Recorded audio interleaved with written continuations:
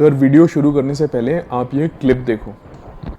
Hello, I'm Mark Wells. I'm Chief of Design at Royal Enfield and I'm here at EICMA 2024 and in front of me we have the new Royal Enfield 650 Classic. This for me is a really special bike. It's a bike we've been wanting to do for a long time and I think तो यार जैसा कि अभी आप लोगों ने देखा, जो रॉयल एनफील्ड के डिज़ाइनिंग हेड है उन्होंने खुद ही बोला कि क्लासिक जो है वो उनके लिए सारे मॉडल से ज़्यादा इम्पॉर्टेंट था। पर अगर ऐसा और इतना ज़्यादा इम्पॉर्टेंट था ये मॉडल, तो इस मॉडल के ही साथ साथ दो और मोटरसाइकिल्स की लॉन्च क्यों हुई या फिर उनका अनवील आइकमा में क्यों किया गया।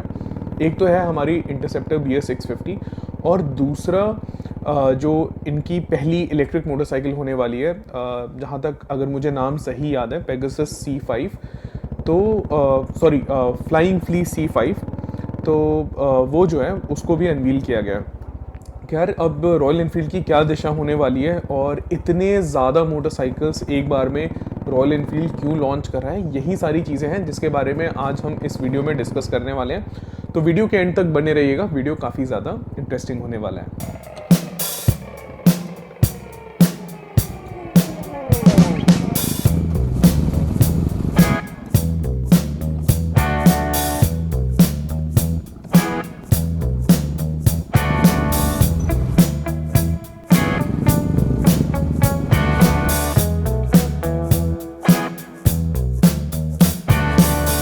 तो देखो, सबसे पहली चीज़ कि रॉयल एनफील्ड आप देख रहे होगे जितने मैक्सिमम लॉन्चेस ला रहा है, जैसे कि अभी इससे पहले स्क्रैम्बलर 400 जो आई और जो इंटरसेप्टर BS 650 आ रही है, ये सब ओवरऑल मोटरसाइकिल में जो मिडिल वेट सेगमेंट है जो कि 400 या 600 सीसी होता है उसी में है।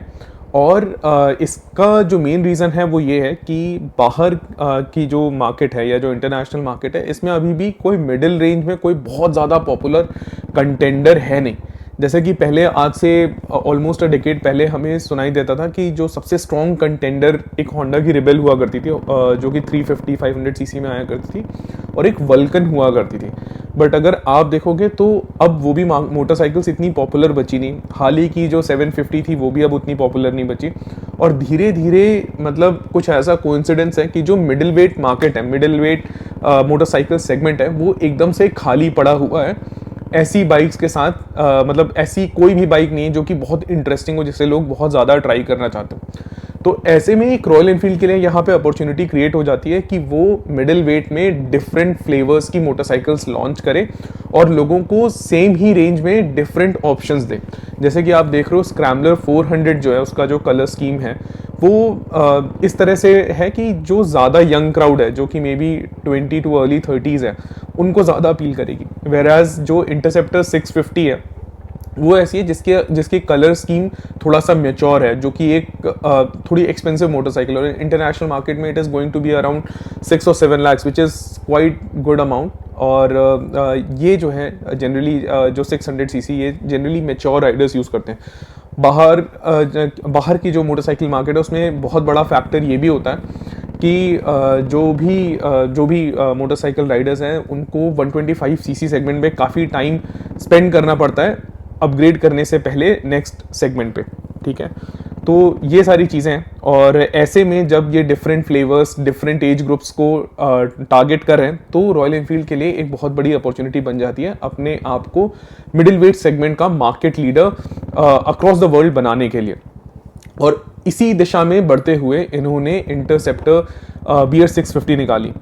अगर आप मुझसे पूछोगे तो मैंने एक मेरे ख्याल से 2 वीक्स पहले भी वीडियो बनाई थी जिसमें मैंने कहा था कि जो एक्चुअल इंटरसेप्टर BS 650 है, this deserves to be the true descendant of the Interceptor from 60s।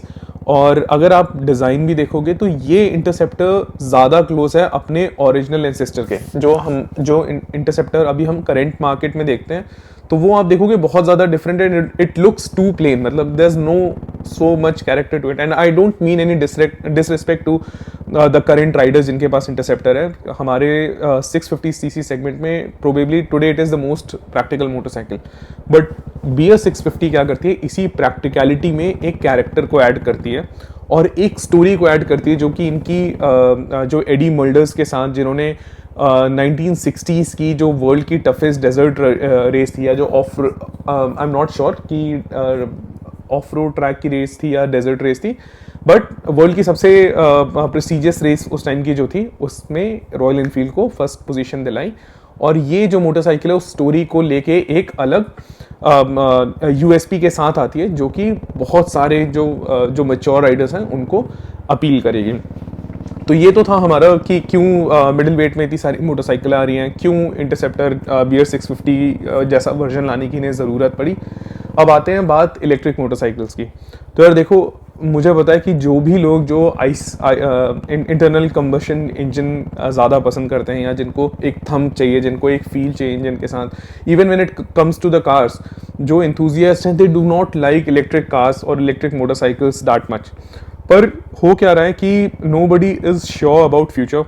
पहले जब इलेक्ट्रिक कार्स पॉपुलर होना शुरू हुई तो सबको लगा कि हाँ नहीं, अभी this is the future, this is the future. But बीच में एक ऐसा टाइम आया, हालांकि अभी भी, जो आपको लोग बताएंगे कि यार it is not saving the world so much. जितना एक कार अपने 10 साल में पॉल्यूट करती है, उससे ज़्यादा कार्बन एमिशन एक इलेक्ट्रिक कार को शायद बनाने में ही हो जाता है। तो the whole world is sceptical about this whole electric story. पर अब हो क्या रहा है कि कोई भी कंपनी ऐसा नहीं चाहती कि वो इस इलेक्ट्रिक रेस में जो है किसी भी तरह से पीछे रह जाए। और इसीलिए रॉयल एनफील्ड ने अपनी एक शुरुआत कर दी है कि कल अगर अचानक से इलेक्ट्रिक मार्केट बूम हो जाता है तो ऐसा ना रहे कि इनके पास कोई प्रोडक्ट नहीं है। तो इसलिए इन्होंने इस चीज़ को लाया है। हालांकि अभी 2 वीक पहले एक और मैंने वीडियो डाली थी जहाँ पे इनकी एक इलेक्ट्रिक बुलेट की मैंने आपको रजिस्ट्रेशन डिटेल्स और बाकी सारी चीज़ें आपसे शेयर की थी कि कैसे इन्होंने इलेक्ट्रिक बुलेट को यूके में आज से 2 साल 2.5 साल पहले ही टेस्ट कर लिया था। अब जो ये इलेक्ट्रिक वर्जन है फ्लाइंग फ्ली C5, इसके साथ मुझे थोड़ा सा मतलब इसका फॉर्म फैक्टर उतना ज़्यादा अपीलिंग नहीं लगा, because royal Enfield is always associated with masculinity. और ये जो है ये किसी तरह से मतलब ना तो मैस्कुलिन लग रही है, ना ही इसमें थंब, या खैर इलेक्ट्रिक मोटरसाइकिल है तो ये सारी चीज़ें हो भी नहीं सकती। बट एक स्टोरी जो है सिर्फ एक फ्लाइंग फ्ली की स्टोरी है, but when it comes with such a form factor तो मुझे लगता है कि शायद उतना अपीलिंग ना हो। बट ऐसी ही बहुत सारी कयासें लगाई जा रही थी हंटर के रिलीज़ के पहले, बट हंटर आने के बाद काफ़ी पॉपुलर हुई। इनफैक्ट 350cc सेगमेंट में ही रॉयल एनफील्ड के 2 एस्टैब्लिश प्रोडक्ट थे उनके बाद भी। तो ये मतलब जो फ्लाइंग फ्ली है ये कितनी सक्सेसफुल होती है ये हमें टाइम पे ही पता चलेगा। और अभी इन्होंने बताया कि may be it will be release by end of 2026 तक इनकी चीज़ें काफ़ी क्लियर हो चुकी होंगी। और मे बी कि क्योंकि अभी तो ये मेरे ख्याल से प्रॉस्पेक्ट डेट है, may be they will delay it further bye a couple of years if they see the market is not mature enough.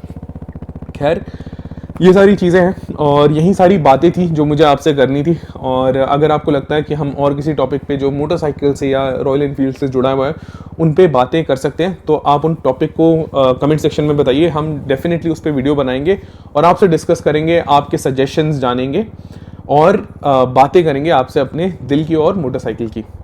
खैर, ये सारी बातें होती हैं पूरी। और अब हम चलते हैं वीडियो की एंड की ओर। और अब आ गई है वीडियो को एंड करने की बारी। अगली वीडियो तक चिंता छाड़ी चिलमाड़ी।